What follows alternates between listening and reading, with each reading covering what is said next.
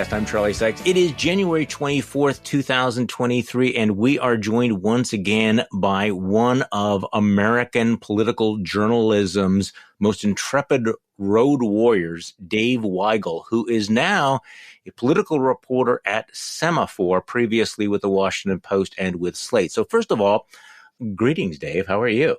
It's good to be here. Doing great. Thank you for having me. You're in sunny Los Angeles. I know you've been hopscotching the country. So before we get into the nitty-gritty of politics, and I want to talk about the RNC race, whether or not we should actually care about this, I'm also very interested in what you saw in Chicago, where they have a very, very messy, complicated mayor's race. But since you're in Los Angeles, can we talk a little bit of Academy Awards? I'm happy to. Yeah, I guess this is a controversial position to have really liked that Everything Everywhere All at Once film. And I get that people think it went on too long because I think it did go on too long. But I was happy to see all the recognition that got at this stage.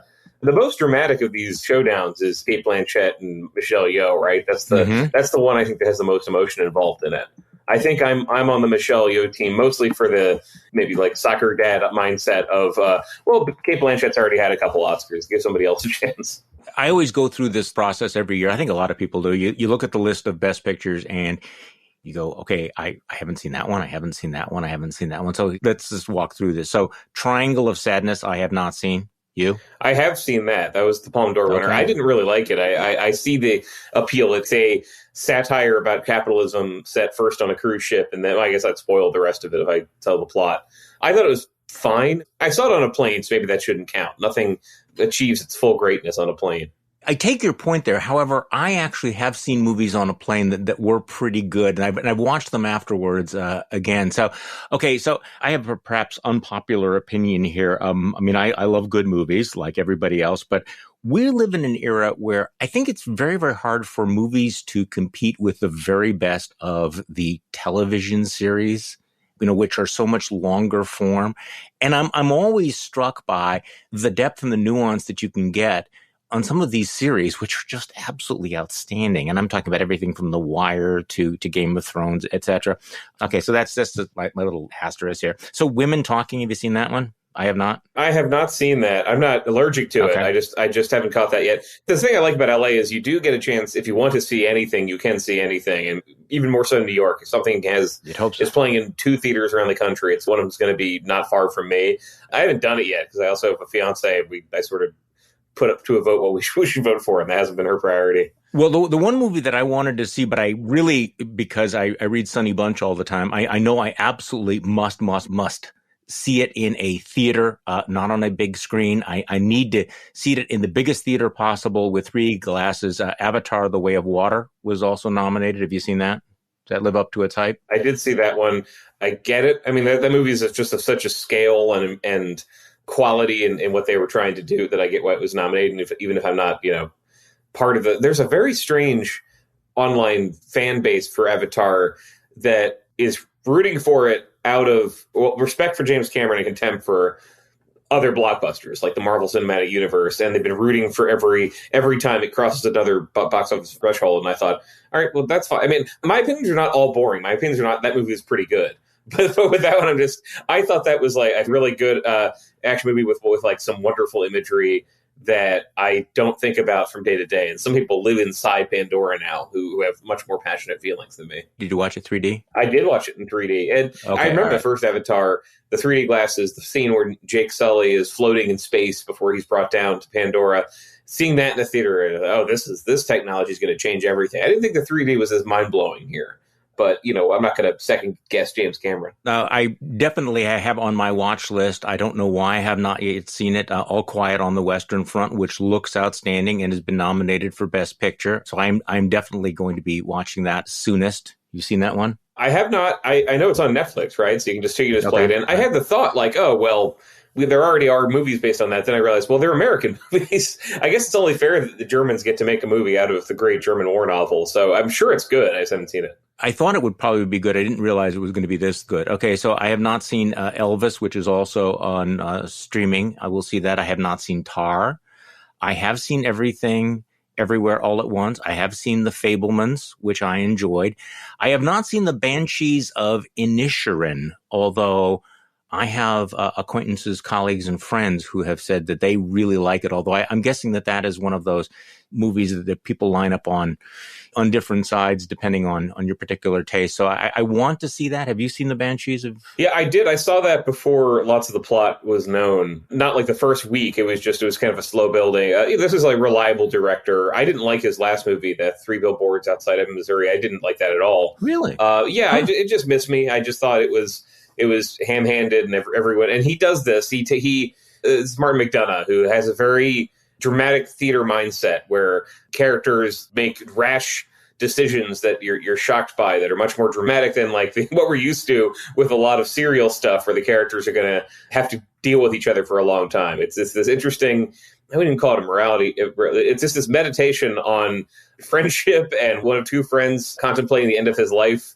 without having achieved everything he wanted to achieve. It's a really rich text. I really did like it. I found people kind of went into it thinking it would be a wacky Irish island comedy, of which that's a genre, right? I mean, there's a whole genre of films where there's a small Irish town, small Irish island, and people learn things. It's a lot more like Ryan's Daughter, where the setting of a Irish town early in the 20th century is used to tell a very dark human story. And I liked it. Everything we mentioned, except for Triangle of Sadness, if it won the award, I'd say that's fine. So I'm going to tell on myself a little bit, and I may be knocked off of Sonny's Christmas card list for this, but I really enjoyed Top Gun Maverick, as did a lot of people, which means there's no way that's going to win. Yeah, based on the track record of the Academy Awards, which seems to have an active bias against the most popular films.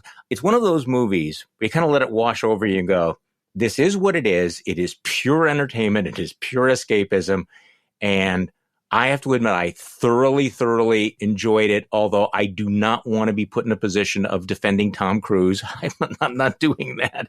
Right. That's what movies still do. And I understand that a lot of people are going, Charlie, you're wrong. You need to have these very deep and dark indie movies that 20 people have watched. Those are the best pictures, not these big freaking blockbusters about, men in their giant airplanes. Well, okay, this is me. I like Top Gun Maverick. So sue me. Well, and I think the sunny interpretation of it is that most of the film is a end-of-life dream by Tom Cruise, who dies in the first act. There's a couple of these movies. I think Tar's got some of this, too, where people have attacked it as saying, like, everyone's reading this wrong. There's a very subtle magical realism or dream sequence logic in this part of the movie. No one got it. And I didn't see the movie that way. I saw it as a straightforward action movie. I thought it was as good as that genre gets. And it's also, I was mentioning people online, not to get too metatextual about this, but that's benefited from people's frustration at CGI goop in movies. There is some CGI goop to make Top Gun look better, but there are real people in planes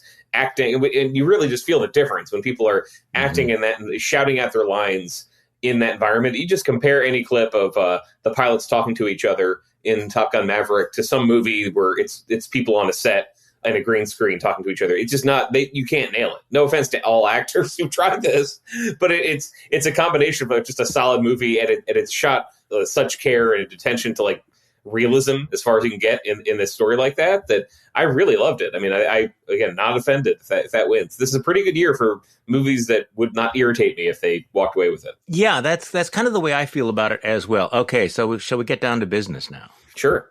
This was much more fun than what we're going to talk about. I think we have to talk about the battle for control of the Republican National Committee, which you have done a deep dive on, you and your colleague, Shelby Talcott.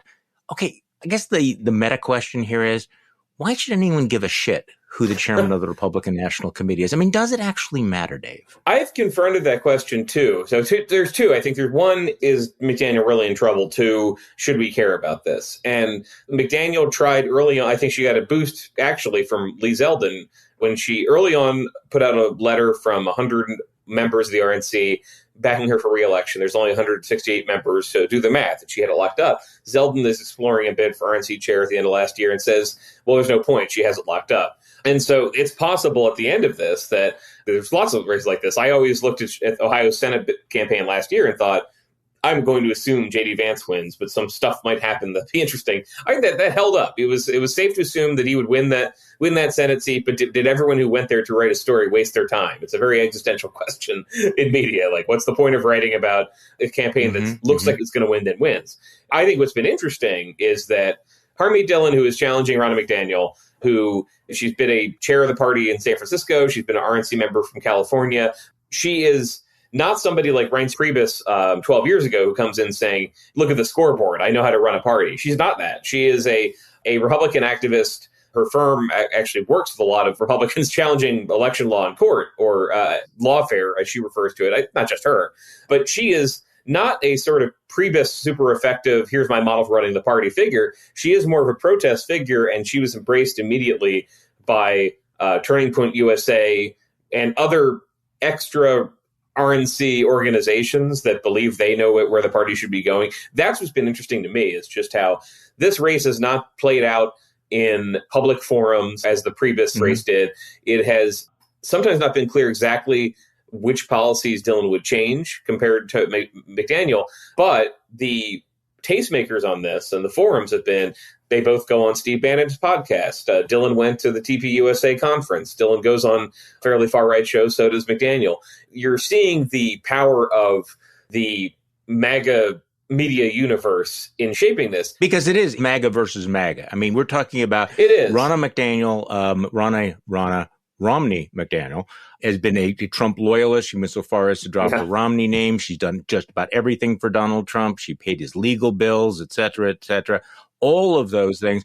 But Harmeet Dillon is running as the super MAGA non-loser candidate, right? And she has tapped into what I've described as the id of the right, the TPUSA folks.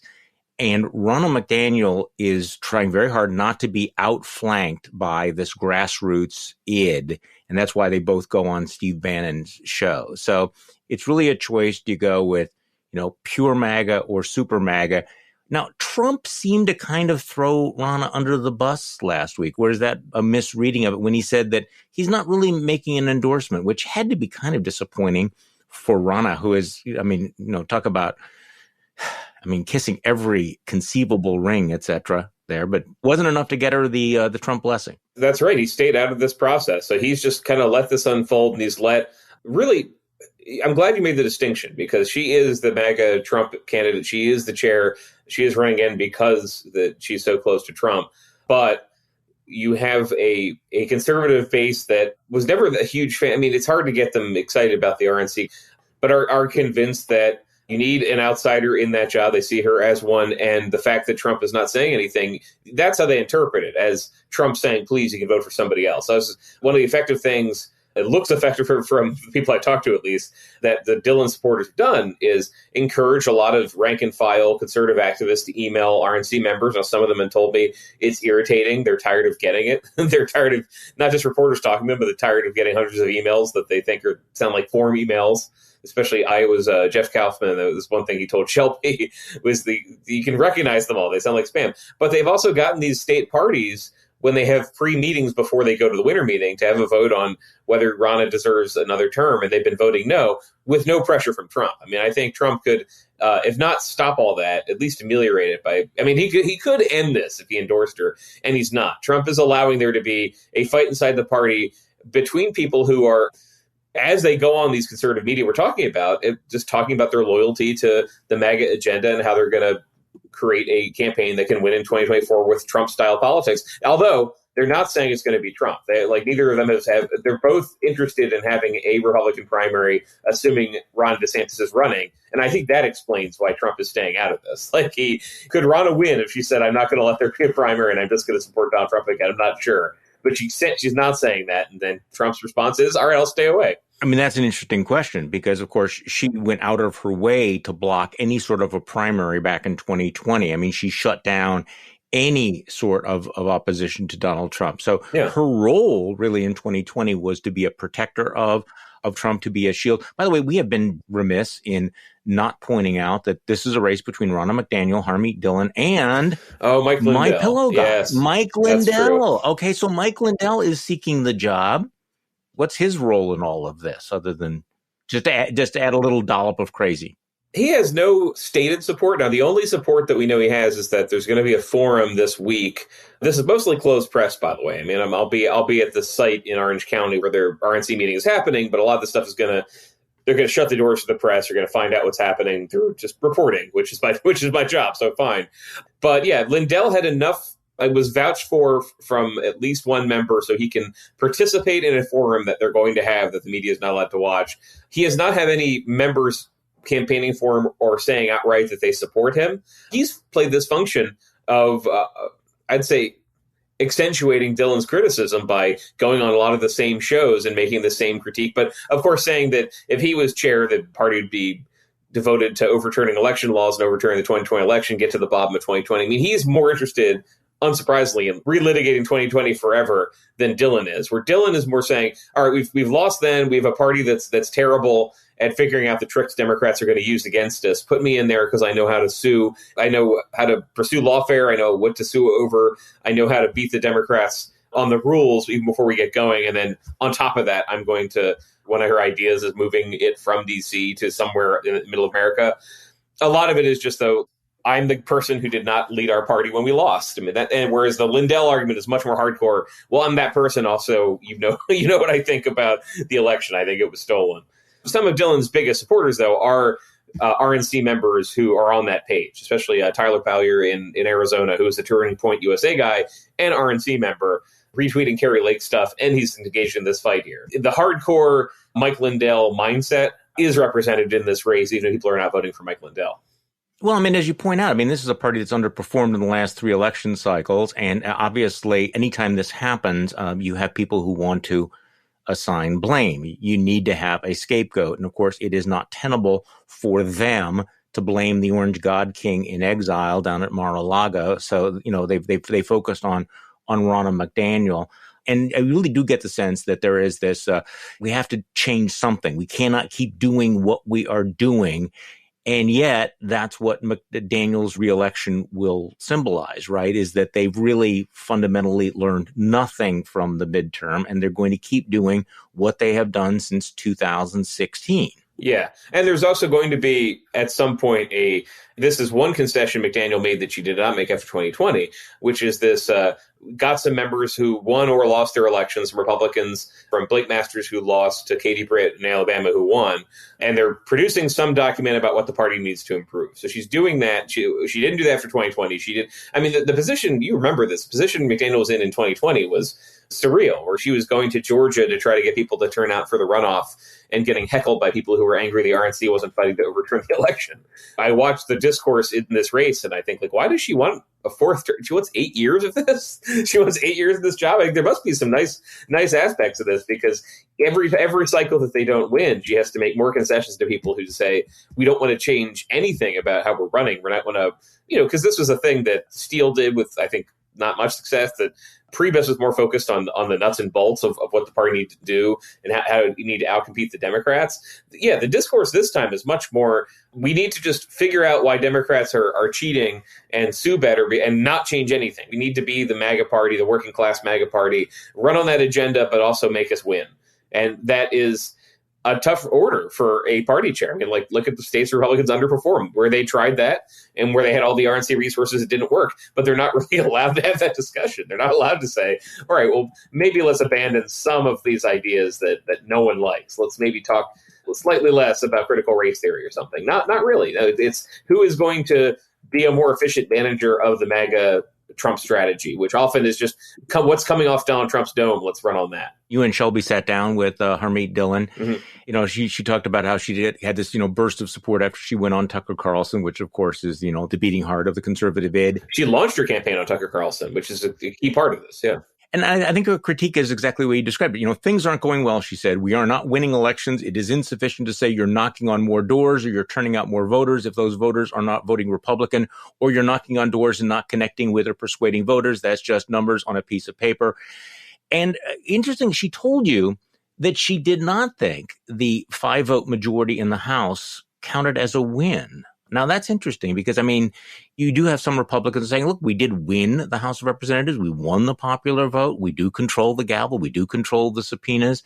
But she's leaning hard on no, we were promised a red wave, and what we got was this. We shouldn't be satisfied. Yes, that's her argument. And it's not unconvincing. For a lot of Republicans, that every week Republicans have another kind of round of irritation. Okay, we have a House majority, but all we're talking about is George Santos. Okay, we have a House majority, but we had to concede and put Marjorie Greene on oversight and Tom Massey on rules.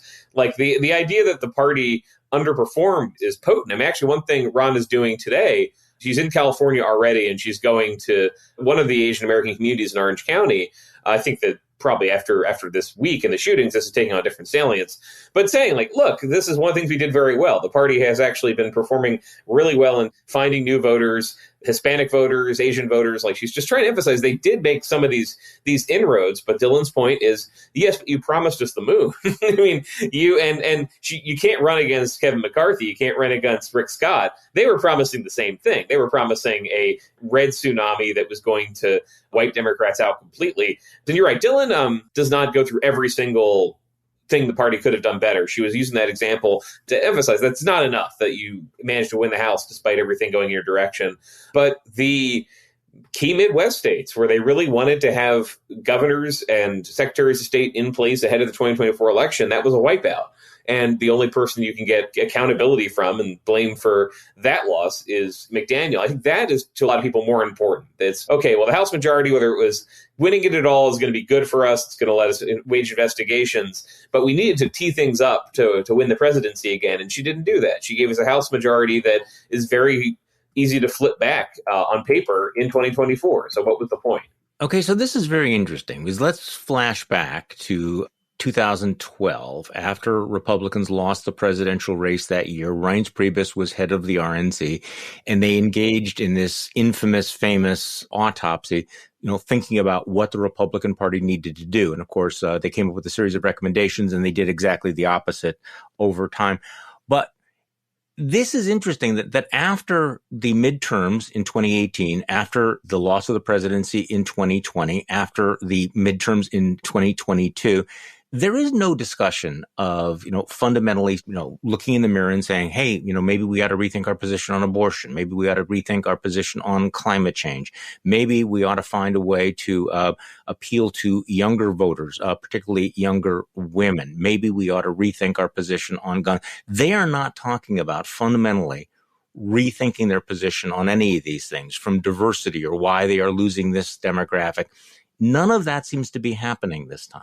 Is it, Dave? It's just simply, how do we use the RNC to be a more effective bullhorn for whatever the MAGA agenda of the week happens to be? I mean, that's really the bottom line here, is that there is no real introspection or change of direction that's at stake in this election. That's pretty fair. And I would compare this to Democrats after 2016.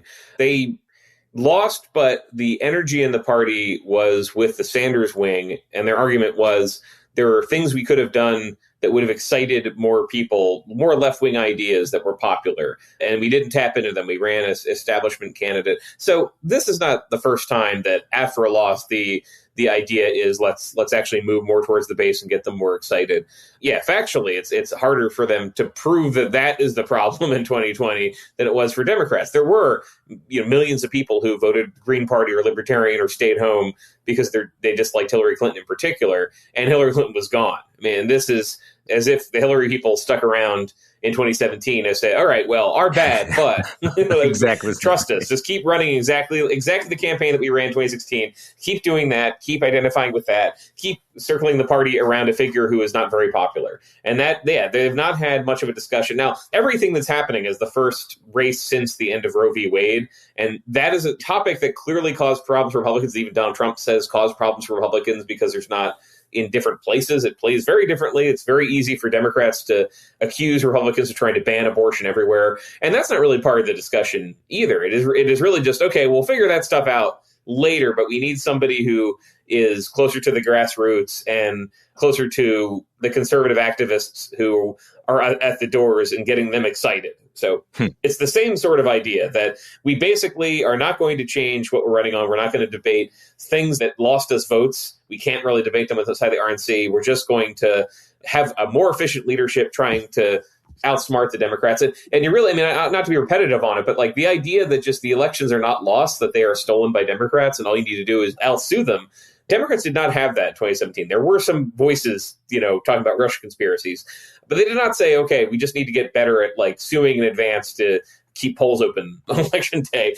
This idea here that this Republican Party under McDaniel has now given away 2 elections by being incompetent, letting Democrats steal it, that is a different element in the mix. Implicit in that is don't change anything. The party is on the right track, it's just getting robbed. We devoted the first half of this podcast to knives out among the Republicans. Let's talk about knives out among Democrats. And you're seeing this in a variety of places, including like San Francisco. But now we have an election in Chicago where we have an incumbent Democrat, Lori Lightfoot, who is, well, based on your reporting, Dave, sounds like she's in a lot of trouble. Okay, this is very, very complicated. And I wish I could hand everybody kind of, a scorecard. Everybody in this scenario is effectively a Democrat. How many major candidates are there right now in Chicago? And what is it about? Why is Lori Lightfoot in so much trouble for re-election? Yeah, I'll try to run it down because it's a runoff system, but it's not that complicated. There are 9 candidates who made the ballot, 4 of whom are raising enough money to be serious. A 5th, Willie Wilson, who's a kind of self-made multimillionaire, owns a medical supply company and has run for mayor 3 times. He's actually self-funded more than anyone has donated to these candidates. So there's 5 people that are kind of fighting for one of these top 2 runoff slots. Very different depending on who gets in the slot. So Lightfoot is in terrible trouble. She has absorbed blame for everything that's gone wrong in the city, and she is. And this is you want to be careful when you're talking about like a female mayor. Female politicians of both parties are used to being accused of being uncompromising or not being. But it comes up with everyone. I mean, you talk to labor unions, you talk to the police union, you talk to her opponents. She is a very combative by nature person who had never been an executive before she became mayor. She ran in 2019 as a pure outsider, a former prosecutor who was going to clean up corruption and did not have relationships with the aldermen. I mean, knew some people in the business community, but was not all on board with him, did not have good relationships with the teachers union, which has striked multiple times since she's become mayor. And she presided over both COVID and this increase in crime that was partly a result of COVID. So everything, there's actually not many mayors who presided over COVID and then had to run for re-election. Bill de Blasio was termed out, Eric Garcetti was termed out. She is running on the entirety of what happened over the last 4 years and saying, well, all right, it was awful. I fought for the city. I did what I could. You know where I stand, and things are improving is kind of the argument. And you mentioned San Francisco. Yeah, it's one of those things where things on paper, some things are improving, but people don't feel like they are. So, I mean, the rap on her is that she doesn't work or play well with others.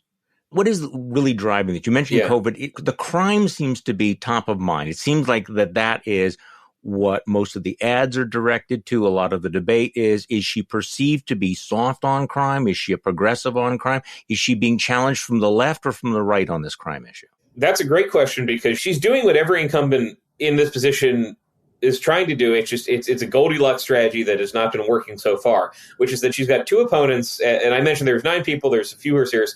So Willie Wilson exists, but her most credible opponents have been Paul Vallis, who is the former schools commissioner 25 years ago, has moved around the country, been a schools commissioner in different cities, ran for governor, and he's got this funny trait, which we can talk a little about, where he's run for 2 elections, and both times people had buyer's remorse about who won. So he ran for governor against Rod Blagojevich as a Democrat, and people don't really miss Rod Blagojevich. He ran for mayor in 2019 and just never got traction, and Lightfoot won. So he's kind of a buyer's remorse candidate, but he's also he's a white Greek American who is pledging to not just hire back police, but the city lost by 1,500 police over the last 4 years. Build back to that level, put more cops on the CTA, on the loop. Okay. He is running as I am the pro-police candidate who's going to crack down on crime finally. And then you have 2 progressives. You have Chuy Garcia. He's a longtime Latino politician, started his career during Harold Washington's mayoralty. Now I'm getting a little bit in the weeds. But basically, he's running as the guy who says, I'm from the sort of rainbow coalition that when it takes power in the city, and it hasn't been allowed to since Harold Washington, leads with equity, like redistributes resources, redistributes jobs. He's running more as I can be the conciliatory mayor who will pursue progressive policies but not make everybody furious. And then you have Brandon Johnson, who is a former teacher, a lobbyist for the teachers union, and they endorsed him. And he's more of the new generation Bernie Wing candidate. Chuy was the Bernie candidate last time. And the knock on him from the Johnson people is he's made too many compromises. He's too tied into the party establishment after he had a chance not to be. Brandon's movement is the fresh progressive movement that's going to rethink policing. And that's the more defund is the word that every opponent has used when I ask about Johnson. But yeah, that idea that we just need more resources in the city. And so you have these, Lightfoot has tried to punch from the right against Johnson and Garcia, saying that they're just not credible. The city would get less safe. Businesses would leave if they win. And she's punched left against Vallis, saying he's a Republican in disguise. This is so interesting. Among other things, the fact that Vallis did not say anything after Roe versus Wade was overturned, and he was like not a candidate. He didn't have a role, but she'll say, where was he during those 8 months where we were fighting on Roe? Because she, like a lot of Democratic mayors, has made Chicago like a sanctuary for people who live in a red state where abortion is banned. In Illinois' case, this is Indiana, basically. And, there's funds that people can use. They come to the city, get abortions. She's tried to hit that and say, look, you might be unhappy with me, but this guy's a crypto-Republican. He's backed by the FOP. I mean, when I was with the mayor this week, she referred to the John Catanzara, the president of the Fraternal Order of Police, as a monster. A racist, homophobic monster. That is her strategy.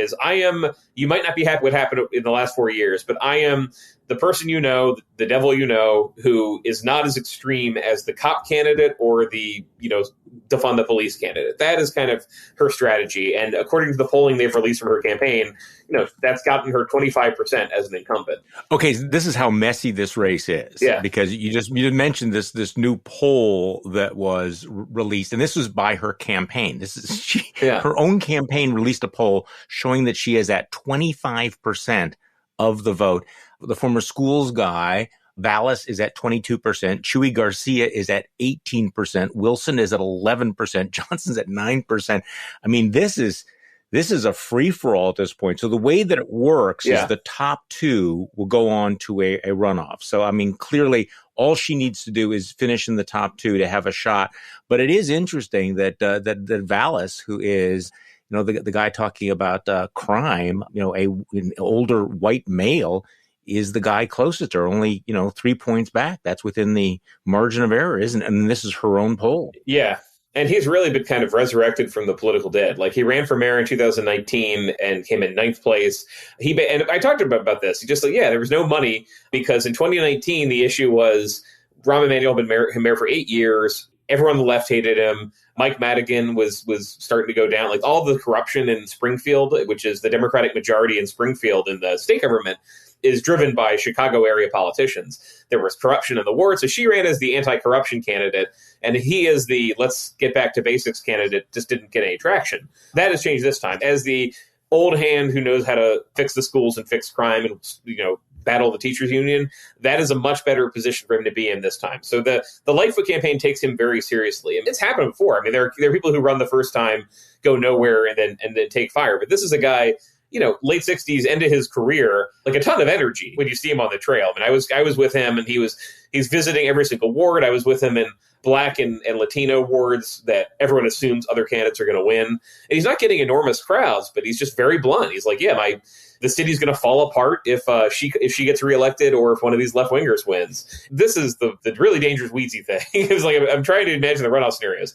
You could have a runoff between the mayor and him, where she'd be running as the progressive Democrat trying to save the city from right-wing takeover. You could have her versus one of the left-wing candidates, where she'd be the responsible progressive. Or you could have Vallis versus one of these left-wing candidates, and just a huge variance in how they would see the job. You'd have just like an existential discussion of, do we need to get policing back to 2019 levels, or should we be funding more mental health and decarcerating people? In addition to that, who can work with the state's attorney? So Cook County contains Chicago, and it has its own equivalent of the DA, the state's attorney. He was one of these original, elected in 2016, the broad Soros campaign to elect progressive prosecutors. She was part of that wave, and both Vallis and the mayor blame her for letting too many people out of prison, say that police don't want to even give testimony anymore because they know the case is going to be reversed at the county level. It'd be them versus people who say, yeah, Kim Foxx is on the right track. Let's keep it going. I mean, it is, you set it up as the Democrats in disarray fighting against each other. It really is. I mean, this is every idea and faction of the Democratic Party is represented in this. And you have a mayor who is trying to be in the middle of that. is only successful, in fact, that insofar as an incumbent, she has a chance of making the runoff. She's in a very weak position. This is why this is worth watching. Well, it's worth watching because it is Chicago, and the mayor's race in Chicago is always worth watching. But there is that through line of these progressive prosecutors who have become these flashpoints in places like Philadelphia, San Francisco, and now in Chicago, where there appears to be a significant backlash among fellow Democrats against some of these policies that sounded pretty good, I suppose, in the seminar rooms, but, facing reality and how it's playing out on the street's been very different. We saw the recall of progressive prosecutor in San Francisco. We see, efforts to oust the progressive prosecutor in Philadelphia. And of course, now the progressive prosecutor in the Chicago area has become a major campaign issue. And so this is going to keep popping up, and it's going to be interesting to see how Democratic primary voters resolve this. It will be, because it's an all-party election, so it's not a Democratic primary. Chicago got rid of partisan primaries about 24 years ago, and it's always been a runoff. But there are a lot of Republicans who can vote. Not many. I mean, if you look at the Chicago demographics, it's a small. Vallis could not win the election just with them. But the same thing in that recall in San Francisco, very similar, is once you go to the large pool, there are people who might represent a tiny section of voters in the city, a tiny group of conservatives. They need to be supplemented by liberals who've had enough. And that is the Vallis strategy. Everyone in the race, too, is very aware of Chicago's reputation, just how much it's attacked. I mean, I talked to Lightfoot about just how she's covered on Fox News. And she says, she goes around the country and people hear she's mayor of Chicago and they hear horror stories about it. Everyone is aware that the city is the icon of, like, there's a mass shooting every weekend in Chicago. Yeah, that predated Lightfoot. And she's not saying it's an unfixable problem. She's saying just, I inherited this and then the pandemic happened and I'm trying to guide us all through it. Where opponents are like, yes, you inherited it and everything got worse, so we need to replace you.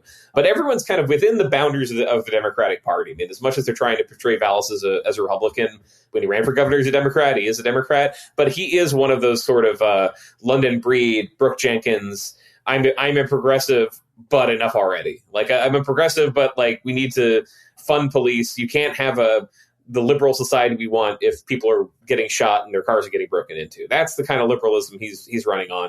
It's interesting because of Chicago, but that's made it, I think, extra interesting. In LA, where I'm calling from, we had a similar rundown last year. So Karen Bass wins, but Karen Bass is the congresswoman from South Central parts of Los Angeles. Rick Caruso is the billionaire developer who was a Republican for years, became a Democrat to run for mayor. That was both more straightforward because it became a runoff between these two candidates. But what worked for Bass was just saying, I am a progressive Democrat. He is a Republican. He's the Donald Trump of Los Angeles. And I'm going to meet him. I'm meeting everybody halfway. I'm like, I want to fix homelessness. That's my priority if I'm elected. Very different in Chicago. One, crime is worse in Chicago. There's more gun murders, just as a fact, even though it's a smaller city. And two, it's Caruso was a Republican. She was a Democrat, and she wasn't the incumbent. So she was introducing herself to people. She's not the first unpopular incumbent to face this, but that's this ineffable fact with Lightfoot, is that she's going into an election where most of the city, according to every poll, just doesn't like her and thinks she's been terrible. I mean, the event I went to with her, where I talked to her and was meeting people, I mean, it was not advanced very widely. It was for local business owners, many of whom were still on the fence. And she goes out, she very briefly, this is, Wrigleyville, she's a Democratic mayor. This is a place where 100% of voters voted for Joe Biden.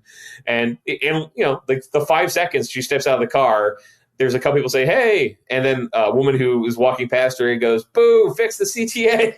I mean, she's just kind of getting heckled by people who are going to vote for Democrats in every other election. I just think that she can't hack it. Well, I mean, that's the interesting thing about Chicago politics, is because people there are dialed into the political world in a way that perhaps they might not be in a different city. Dave Weigel, this has been fantastic. Dave Weigel, political reporter now at Semaphore. By the way, what a fascinating website. Congratulations on that move. Previously with the Washington Post and with Slate. Also the author of The Show That Never Ends, The Rise and Fall of Prog Rock. You are a man of Renaissance tastes, Dave White. Oh, yeah. It's my secret is always I root for the Eagles, and that's the only sports I care about. And if you only root for one team, like 15 games a year, you have a lot of free time to get interested in nerdy music. That's my secret. Well, thanks for coming back on the podcast. And thank you all for listening.